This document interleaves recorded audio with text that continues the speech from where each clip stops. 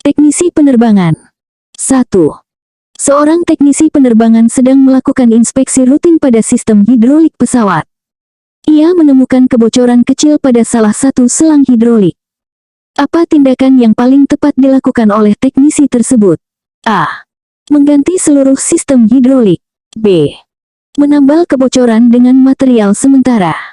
C. Mengganti selang yang bocor dengan yang baru. D. Mengabaikan kebocoran karena ukurannya kecil. E. Melaporkan temuan dan menunggu instruksi lebih lanjut. Jawaban yang tepat dari soal di atas adalah C.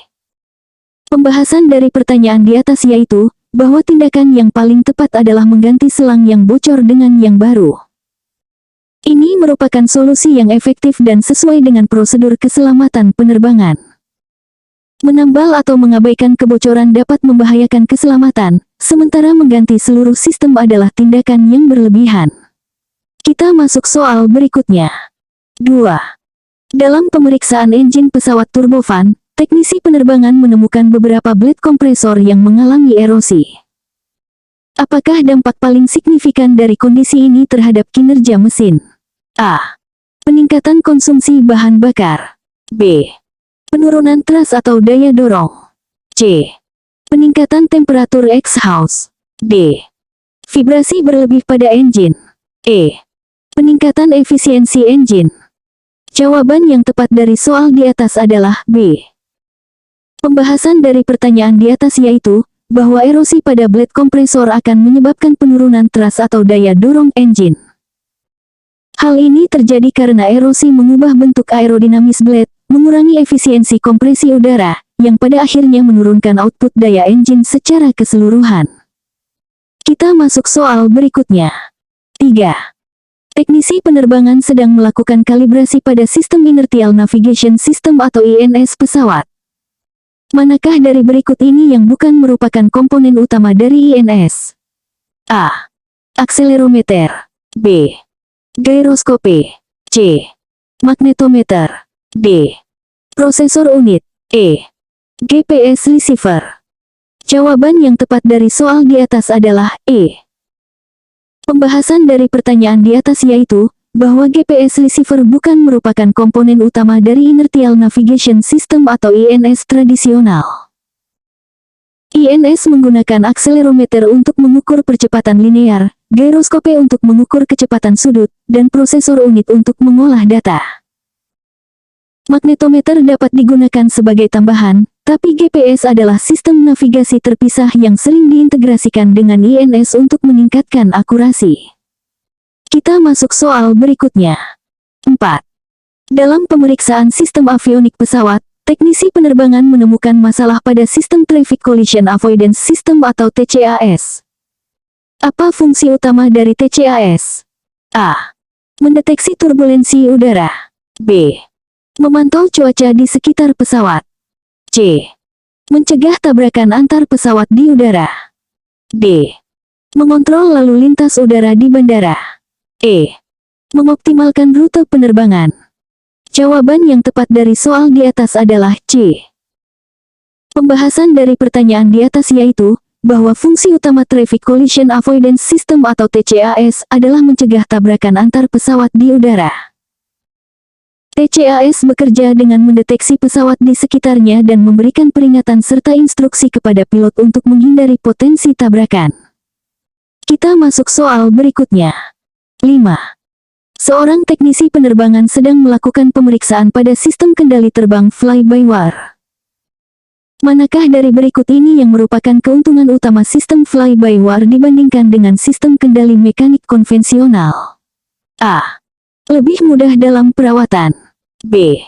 Lebih ringan dan efisien. C. Lebih tahan terhadap interferensi elektromagnetik.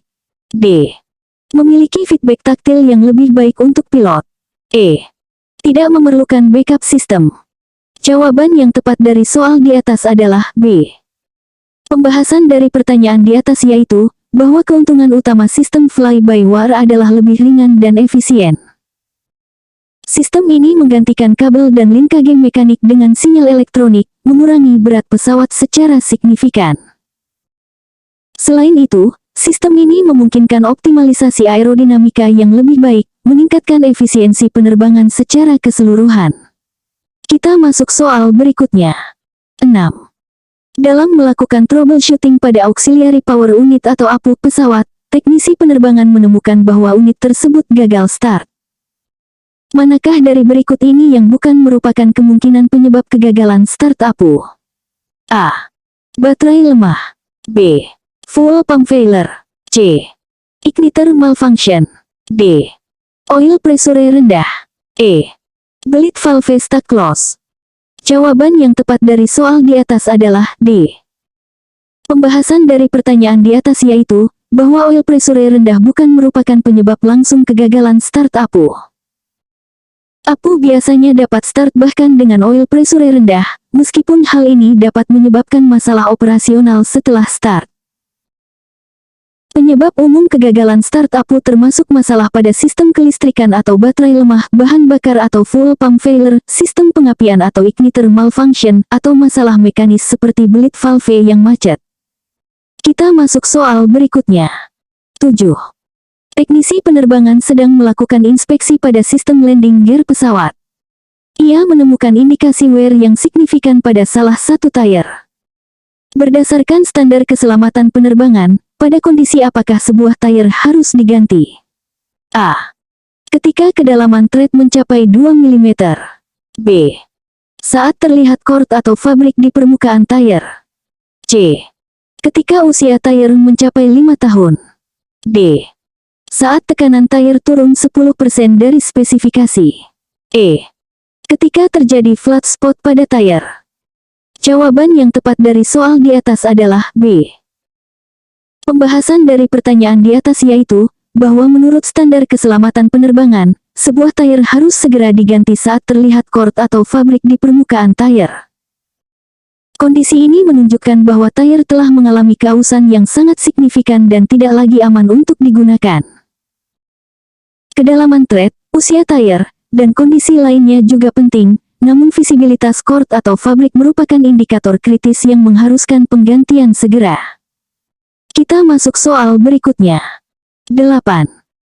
Dalam melakukan pemeriksaan rutin pada sistem fuel pesawat, teknisi penerbangan menemukan kontaminasi mikrobiologi pada tangki bahan bakar. Apa pendekatan yang paling efektif untuk mengatasi masalah ini? A. Mengosongkan dan membersihkan tangki bahan bakar. B. Menambahkan zat aditif antimikroba ke dalam bahan bakar. C. Meningkatkan frekuensi penggantian filter bahan bakar. D. Mengubah jenis bahan bakar yang digunakan. E. Memodifikasi sistem ventilasi tangki bahan bakar. Jawaban yang tepat dari soal di atas adalah B. Pembahasan dari pertanyaan di atas yaitu, bahwa pendekatan yang paling efektif untuk mengatasi kontaminasi mikrobiologi pada tangki bahan bakar adalah dengan menambahkan zat aditif antimikroba ke dalam bahan bakar. Metode ini efektif membunuh mikroorganisme yang ada dan mencegah pertumbuhan baru, tanpa perlu mengosongkan tangki yang memakan waktu dan biaya. Pembersihan tangki mungkin diperlukan jika kontaminasi sangat parah, namun penambahan aditif merupakan langkah pertama yang paling umum dan efisien. Kita masuk soal berikutnya. 9. Seorang teknisi penerbangan sedang melakukan troubleshooting pada sistem Environmental Control System atau ECS pesawat karena keluhan penumpang tentang suhu kabin yang tidak nyaman. Manakah dari berikut ini yang bukan merupakan komponen utama dari ECS? A. Air Cycle Machine. B. Heat Exchanger. C. Ozone Converter. D. Recirculation Fan. E. Thrust Reverser. Jawaban yang tepat dari soal di atas adalah E. Pembahasan dari pertanyaan di atas yaitu, bahwa thrust reverser bukan merupakan komponen dari Environmental Control System atau ECS. Thrust reverser adalah bagian dari sistem propulsi pesawat yang digunakan untuk membantu pengereman saat mendarat. Komponen utama ECS meliputi air cycle machine untuk mengatur suhu dan tekanan udara, heat exchanger untuk pertukaran panas, ozone converter untuk mengurangi kadar ozon di udara kabin, dan recirculation fan untuk mensirkulasikan udara di dalam kabin. Kita masuk soal berikutnya. 10. Dalam pemeriksaan sistem avionik, Teknisi penerbangan menemukan masalah pada weather radar pesawat. Fenomena cuaca apakah yang tidak dapat dideteksi oleh weather radar pesawat modern? A. Turbulence. B. Wind shear. C. Hail. D. Clear air turbulence. E. Thunderstorms. Jawaban yang tepat dari soal di atas adalah D. Pembahasan dari pertanyaan di atas yaitu, bahwa clear air turbulence atau CAT adalah fenomena cuaca yang tidak dapat dideteksi oleh weather radar pesawat modern. Ini karena CAT terjadi di udara yang jernih tanpa awan atau presipitasi yang dapat dipantulkan oleh radar. Weather radar efektif dalam mendeteksi turbulensi yang terkait dengan awan, wind shear, hail, dan thunderstorms karena fenomena-fenomena ini melibatkan partikel air atau es yang dapat dipantulkan oleh gelombang radar. Kita masuk soal berikutnya.